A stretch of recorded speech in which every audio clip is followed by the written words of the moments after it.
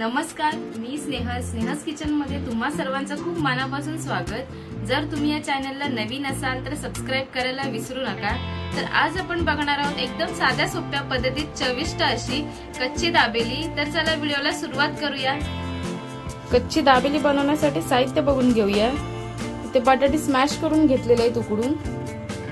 इथे दाबेली मसाला तयार करण्यासाठी साहित्य आहे धणे, बडीशेप, तिखट, चाट मसाला, काळी मिरी, जिरं, दालचिनी आणि लवंग हे भाजून आपण याची पावडर करून घ्यायची आहे। गोल पाव घेतलेले आहेत दाबेलीसाठी। ते बारीक चिरलेला कांदा, बारीक शेव आहे, मसालेवाले शेंगदाणे, डाळिंबाचे दाणे, इथे हिरवी चटणी घेतली आहे, त्यात लसूण, मिरची, कोथिंबीर आणि पुदिना घेतलंय आणि इथे चिंच, गूळ आणि खजूर याची चटणी करून घेतली आहे। गार्निशिंग साठी कोथिंबीर लागणार आहे। दाबेली भाजण्यासाठी अमूल बटर घेतलेला आहे। ते टाकलेले आहे, त्यात धणे टाकून घेतले। बारीक गॅसवरच हे मसाले भाजून घ्यायचे आपल्याला। बडीशेप टाकली,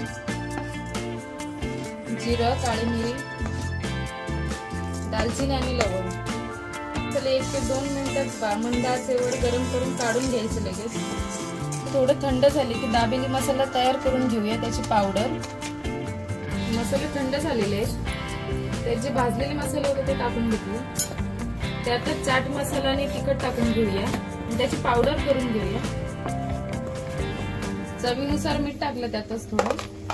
तेल तापलेलं आहे, त्यातच दाबेली मसाला मंद आचेवरच मसाला टाकून घ्यायचा। यातच थोडं लाल तिखट टाकलं, थोडं पाणी टाकून घेतलं। स्मॅश केलेला बटाटा व्यवस्थित एकत्रित करून घ्यायचं सगळं। यातच चवीनुसार थोडं मीठ, गार्निशिंग साठी कोथिंबीर टाकली थोडी। एका साइडला चटणी लावून घेऊया गोड।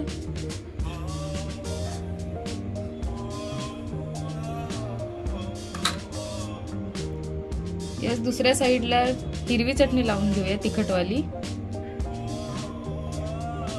भाजी भरून घेऊया त्यात।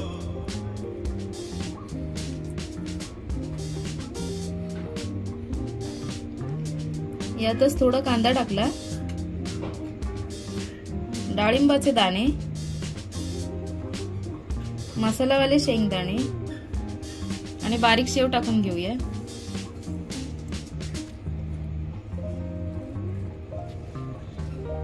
पाव थोडे हातानेच दाबून घेतले, ते आता शेव मध्ये बुडवून घेऊया।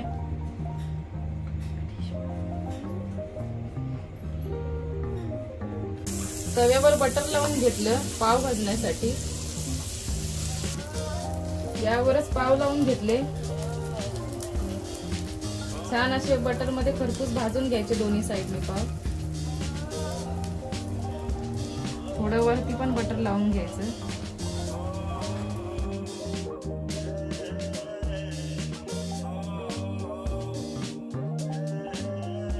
दाबेली पाव तयार झालेले आहेत, कच्ची दाबेली। आता एका प्लेट मध्ये सर्व करून घेऊया।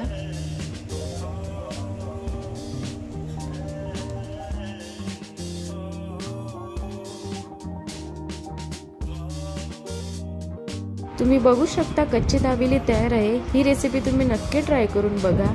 तर आज आपण बघितलं कच्ची दाबेली। ही रेसिपी तुम्ही नक्की ट्राय करून बघा। कशी वाटली ते कमेंट मध्ये कळवा। हा व्हिडिओ आवडला असेल तर लाईक, शेअर, सबस्क्राइब करायला विसरू नका। भेटूया पुढच्याच नवीन रेसिपीज मध्ये। तोपर्यंत स्वस्त रहा, मस्त रहा। धन्यवाद।